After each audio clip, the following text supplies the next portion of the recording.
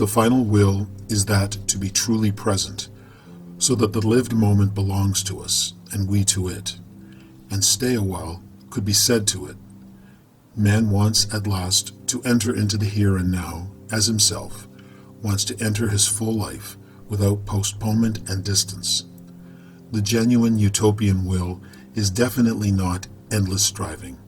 Rather, it wants to see the merely immediate and thus so unpossessed nature of self-location and being here, finally mediated, illuminated, and fulfilled happily and adequately.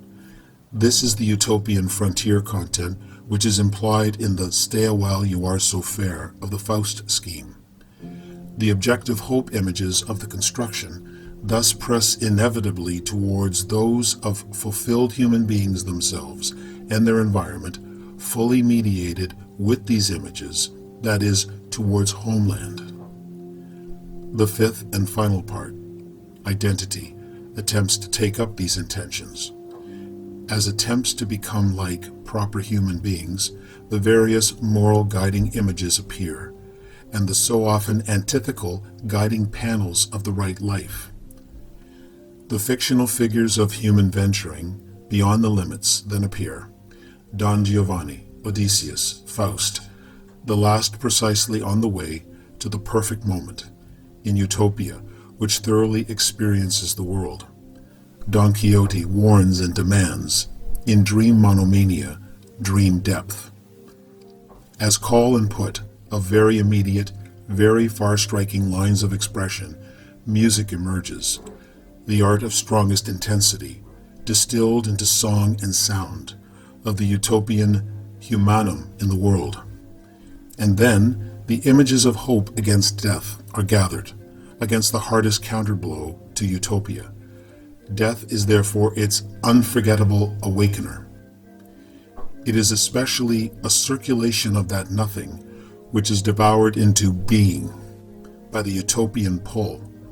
There is no becoming and no victory into which the annihilation of what is bad is not actively devoured.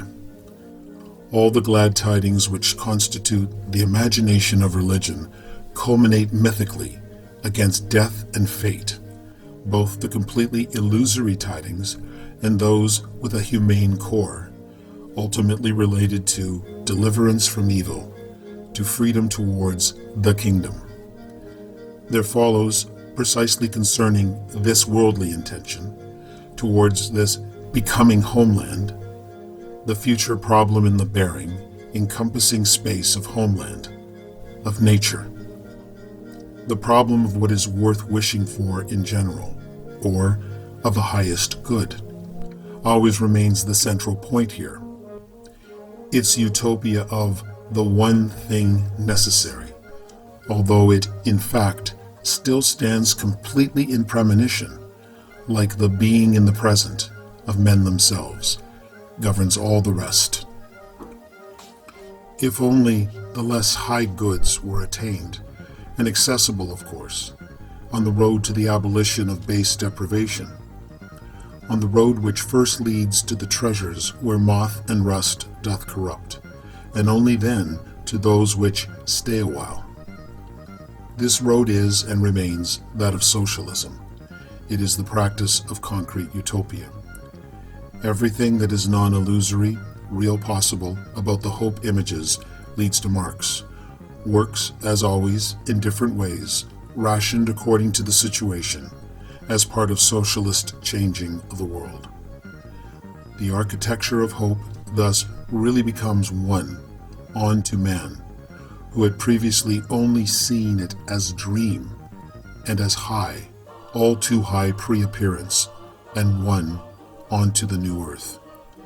Becoming happy was always what was sought after, in the dreams of a better life, and only Marxism can initiate it.